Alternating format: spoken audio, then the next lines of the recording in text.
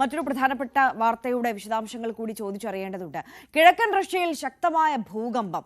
ഇന്ന് പുലർച്ചെയാണ് റഷ്യയിലെ കംചാറ്റ്സ്കി മേഖലയിൽ 7.8 തീവ്രത രേഖപ്പെടുത്തിയ ശക്തമായ ഭൂകമ്പം അനുഭവപ്പെട്ടത്. ഭൂമിക്കടിയിൽ 10 കിലോമീറ്റർ ആഴത്തിലാണ് ഭൂകമ്പത്തിന്റെ പ്രഭവ കേന്ദ്രം. ഭൂകമ്പത്തിന് പിന്നാലെ സുനാമി മുന്നറിയിപ്പ് നൽകിയിട്ടുണ്ട്.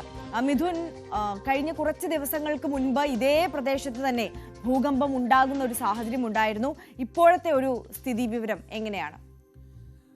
ആര്യ, നിലവിൽ ആളപായങ്ങളോ അല്ലെങ്കിൽ മറ്റ് സംഭവവികാസങ്ങളോ ഒന്നും തന്നെ റിപ്പോർട്ട് ചെയ്തിട്ടില്ല എന്നുള്ളതാണ്. ഈ കംചാറ്റ്സ്കി മേഖല എന്ന് പറയുന്നത് കൂടുതൽ ഭൂകമ്പങ്ങൾ റിപ്പോർട്ട് ചെയ്യുന്ന ഒരു മേഖല കൂടിയാണ്.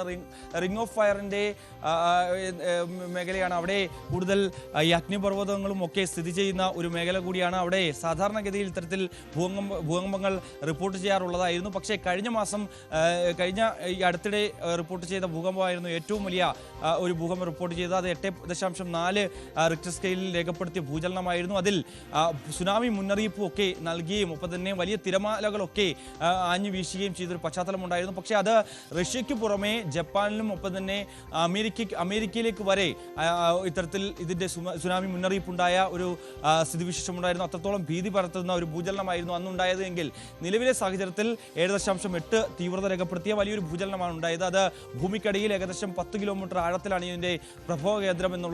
എന്തായാലും നിലവിൽ സുനാമി മുന്നറിയിപ്പൊക്കെ നൽകുകയും ചെയ്തിട്ടുണ്ട്. അതീവ സുരക്ഷ മുൻനിർത്തിക്കൊണ്ട് ഈ കോസ്റ്റൽ ഏരിയയിലൊക്കെ താമസിക്കുന്ന ആളുകളെ അടിയന്തര സാഹചര്യത്തിൽ മാറ്റിപ്പാർപ്പിക്കാനുള്ള നിർദ്ദേശമൊക്കെ ഭരണകൂടത്തിന്റെ ഭാഗത്തുനിന്നും ഉണ്ടാവുകയും ചെയ്തിട്ടുണ്ട്. മറ്റു രാജ്യങ്ങളും കരുതലോടുകൂടിയാണ് നിൽക്കുന്നത്. പ്രത്യേകിച്ച് ജപ്പാനും അടക്കമുള്ള രാജ്യങ്ങൾ ആ മേഖലയിലേക്ക് ഈ സുനാമി ആഞ്ഞു വീശാനുള്ള സാധ്യത ഇത്തരത്തിൽ മുന്നോട്ട് വെക്കുകയും ചെയ്തിട്ടുണ്ട്. അത് മുന്നിൽ കണ്ടുകൊണ്ടുള്ള പ്രവർത്തനങ്ങൾ ഇപ്പോൾ ഏകോപിപ്പിക്കുകയാണ്. എന്തായാലും നിലവിൽ മറ്റ് ആളപായങ്ങളോ അല്ലെങ്കിൽ മറ്റ് നാശനഷ്ടങ്ങളോ ഒന്നും തന്നെ ഇതുവരെയും റിപ്പോർട്ട് ചെയ്തിട്ടില്ല എന്നുള്ളതാണ്.